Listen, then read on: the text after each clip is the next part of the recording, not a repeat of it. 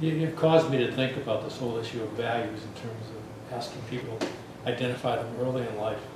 And I think some people really wait a long time before they figure it out. Right. And then there's other people who never figure it out. But one of the items that I think makes it really tricky is you have to be honest about it. You do. And where the I won't say dishonesty, but lack of honesty comes in, is oftentimes we get wrapped up in things. We're working 6 days a week. We're doing these other activities, etc. And then what we end up doing is saying, well, this must be part of my values. So what we're doing, we then sort of justify it by saying, I value that. And we might actually not value it. Or you may value something that it is enabling. And again, understanding the root cause and saying, and that's why it's important to differentiate between beliefs and values. You can believe a lot of things. But if you look at your calendar, and this is a great exercise that I would encourage you to do for the rest of your life. Take a look at your calendar at the end of every month and look at how you spent your time. Go ahead. I mean, isn't this kind of taking a little bit of a short-sighted and irresponsible view, though? I mean, you're saying, like, oh, well, you know, oh, I've been working too much, I shouldn't be doing that, I should instead just be hanging out with my kids because I like hanging out. No, that's not what I said. I mean, that's not what I said at all. Well, I value my kids a lot, so I should do that. Or I really like watching TV, so I should just do that instead of going to work. Well, it is a great question. It is a great question. It is about figuring out what really matters. And so, in the case of me leaving my kids on Halloween night, like I just said, I could have made the same decision in a different way.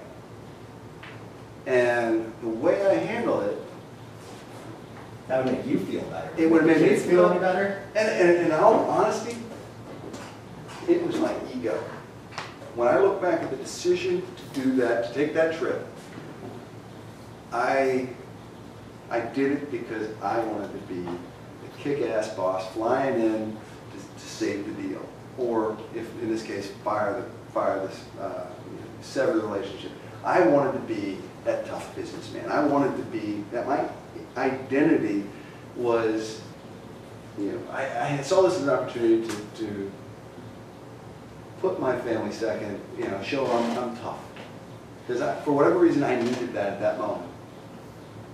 Now, while I was booking that ticket, or my assistant was booking this flight for me and gave my room, and I made the decision to go, none of that crossed my mind. But when I was thinking about it after the fact, it didn't need to happen that day. I could have told any number of people that meeting does not need to happen. It is not, whether this deal gets severed on Halloween night or the 1st of November, it doesn't matter. And if I had placed my values in the right order, if I prioritized, I would have said, yeah, we don't need to do this. Because in that case, what I prioritized wasn't necessarily work. It was my ego. It was my, you know, being that tough business leader and, you know, showing everybody, hey, you can, we can be hard-nosed. And to this day, I don't know why I felt that need, but I did.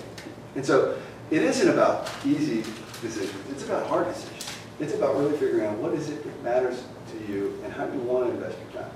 Because one of the things that mattered to me at the time, and still matters to me, is my lifestyle. I drive a nice car. I live in a big house. I like that. That's a value to me.